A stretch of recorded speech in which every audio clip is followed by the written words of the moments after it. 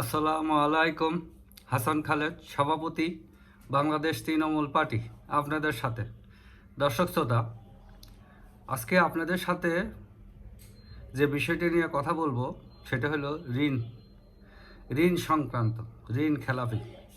বাংলাদেশে যে নির্বাচনী বিধি আছে তাতে ঋণ খেলাপিরা নির্বাচনে অযোগ্য। এই বিষয়টা নিয়েই আমাদের বাংলাদেশ তৃণমূল পার্টির অবস্থান হলো ঋণ খেলাপি কোনো অপরাধ না, দুর্ঘটনাবশত ঋণ গ্রহীতা ঋণ খেলাপি হয়। এই কারণে তার নাগরিক অধিকার থেকে তাকে বঞ্চিত করা যাবে না। এই বিষয়টা নিয়ে আমরা সবসময় সোচ্চার এবং সবসময় কথা বলতে আসতেছি, কিন্তু কে শোনে কার কথা? অথচ আবার ঋণ খেলাপিরাই কিন্তু নির্বাচনে অংশগ্রহণ করতে পারতেছে। এই বৈষম্য দূরকরণের জন্য এই অভিজ্ঞতা থেকেই, যে ম্যানেজড অভিজ্ঞতা থেকে আমাদের এই দাবিটা আছে। তো এখন ঋণটাকে আমরা কিভাবে দেখতেছি? ঋণটাকে তো দেখতে হবে ঋণ গ্রহীতা এবং ঋণ সন্ত্রাসী, দুইটা হিসেবে দেখতে হবে। ঋণ গ্রহীতারা ঋণ খেলাপি হয় দুর্ঘটনাবশত, আর ঋণ সন্ত্রাসীরা ওরা পরিকল্পিতভাবেই সন্ত্রাসী করে, যার জন্য ওরা খেলাপি হয় না। ওরা লোন না দিলেও ব্যাংক ম্যানেজ করে তারা নির্বাচনে প্রার্থী ঠিকই হয়।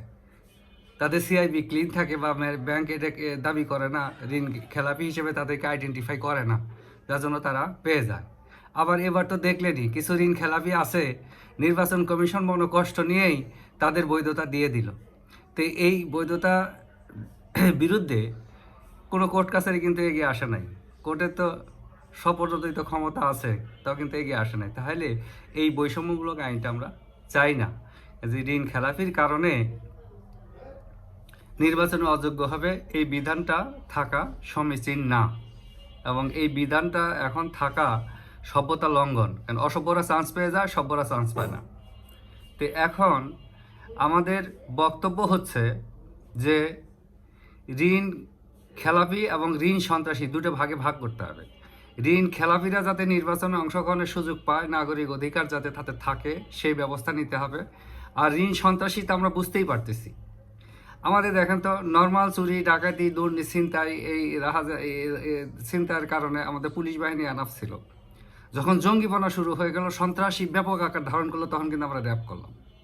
কাজেই এই ঋণ সন্ত্রাসীদিকে পাকড়াও করার জন্য ওই ফিনান্সিয়াল ইন্টেলিজেন্স বলেন, আবার দুদক বলেন, এর ভিতরে একটা শক্তিশালী বাহিনী বের করতে হবে, যাতে ঋণ সন্ত্রাসীদেরকে পাকড়াও করা যায়।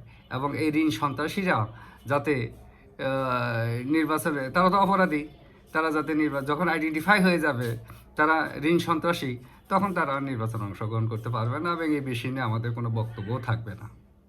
কাজেই আইনের শাসনের জন্য, নাগরিক অধিকার সমুন্নত রাখার জন্য আমাদেরকে এই ব্যবস্থা করতে হবে। ঢালাওভাবে খালি ঋণ খেলাপিদেরকে দোষ দিলে হবে না।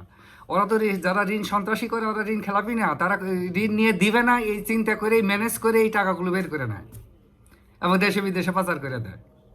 কার মরে এই এই এই যারা জীবনযাপন করার জন্য কিছু পুঁজি নিয়ে ব্যবসা বাণিজ্য করে দুর্ঘটনাবশত ঋণ খেলাপি হয়ে যায়, এরা মারা পড়ে যায়, এদের নাগরিক অধিকার থাকে না, এরা নির্বাচনে অংশগ্রহণ করতে পারবে না, এদেরকে জেলে নিয়ে ঢোকায় রাখে, এদের বিরুদ্ধে অর্থ ঋণ আদালত আইনে মামলা হয়, জমি নিলাম করে নেয়, একেবারে বেসমার গনিমতের মাল, এগুলোর মধ্যে আর কোনো না, সর্বশেষ জেলে নিয়ে ঢোকায় রাখে। তো আমরা এইখান থেকে মানুষকে তো বাঁচাইতে চাই। আমাদের বক্তব্য ছিল অর্থ ঋণ আদালত আইন 2003-এর বাতিল, এখানে 33-34 ধারা একেবারেই বাতিল। আর ঋণ খেলাপিরা যাতে নির্বাচনে অংশগ্রহণ করতে পারে, সেই জন্য নির্বাচন বিধিতে এটা ইনক্লুড করা, এটা বাতিল করা, যে অযোগ্য এটা বাতিল করা। তো কাজেই আসুন আমরা ঋণ খেলাপি এবং ঋণ সন্ত্রাসী দুইটাকে গুলিয়ে না ফেলি, দুইটাকে আলাদা করে রাখি, তাহলেই সব ঠিকঠাক থাকে। বাংলাদেশ তৃণমূল পার্টি চায় এই বৈষম্যমূলক বিধিটা এবং এই বৈষম্যমূলক আইনটার বাতিল। এখানে নির্বাচন কমিশনের বিধিতে ওইটা বাতিল করতে হবে, যে ঋণ খেলাপি যারা, প্রকৃত অর্থে যারা ঋণ খেলাপি, ঋণ গ্রহণ করে ঋণ দিতে পারে নাই, তারা যাতে নির্বাচনে অংশগ্রহণ করতে পারে সেটার ব্যবস্থা করা। আর যারা ঋণ দস্যু মানে ঋণ সন্ত্রাসী তারা যাতে নির্বাচনে অংশগ্রহণ না করতে পারে সেই ব্যবস্থা করতে হবে। পাশাপাশি অর্থ ঋণ আদালত আইন 2003 বাতিল করতে হবে। এটা আগামী সংসদের কাছে আমাদের বাংলাদেশ তৃণমূল পার্টির দাবি। যে যেখানে থাকেন সুস্থ থাকেন, নিরাপদ থাকেন। ধন্যবাদ সবাইকে।